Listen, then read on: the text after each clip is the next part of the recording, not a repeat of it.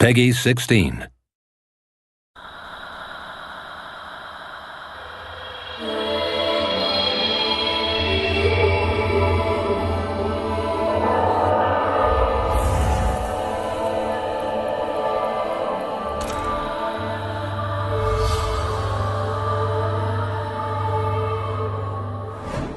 I had read a book called Journey to the West, which is a 400-year-old Chinese novel.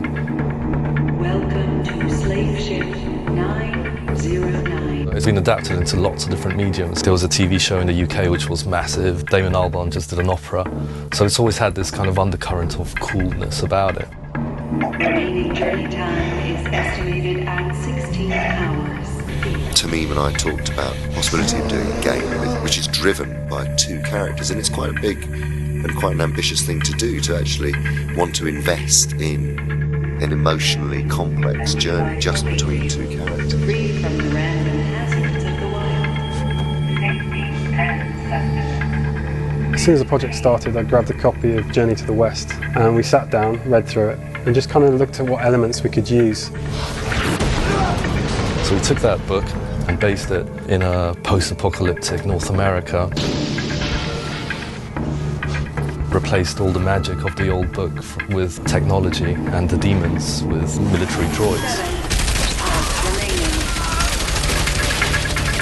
There are going to be many games in the future, in the next 5 to 10 years, I think, which, as I say, they'll stop just being classified as games. They'll stop being, and films will stop being classified as films, and they will be events. No matter how hard we've been trying to make stories work, they're at the level of B movies compared to the best movies. So we wanted to kind of attempt to bridge that gap. So it was an immense challenge, but we had a terrific writer, Alex Garland, who came on board. He's done some great books and films, The Beach, 28 Days Later. We actually sat down with Alex through a series of workshops. So we got the main story arc going, we decided what locations we were going to use. We would work through the story and the level designs together. Strung together this road trip, effectively. When I originally agreed to do this project, it was actually to come on board as a director, and then some way down the line, I was looking at some artwork and saw the original drawings for Monkey and thought, actually, you know, that would be quite a cool character to play. The other character is Trip, and she grew up in a community that her father set up. I absolutely see some of myself in Trip. I mean, it's certainly in a different medium, but I still really am her. So the journey actually begins with both Monkey and Trip captured on a slave ship.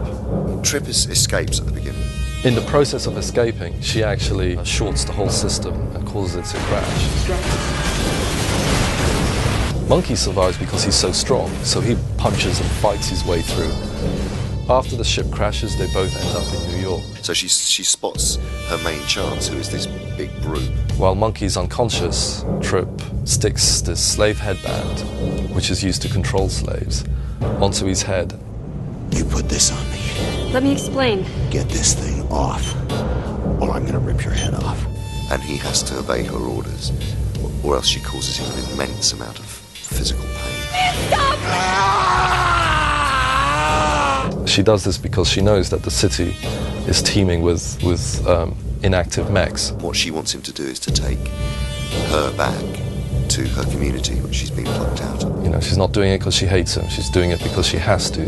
I die. You die. Oh! And so they start this uneasy journey together.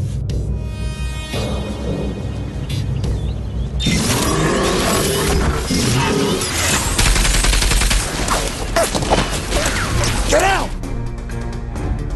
She's the brains, if you like, and you're the brawn, and together you can defeat pretty much anything you come across.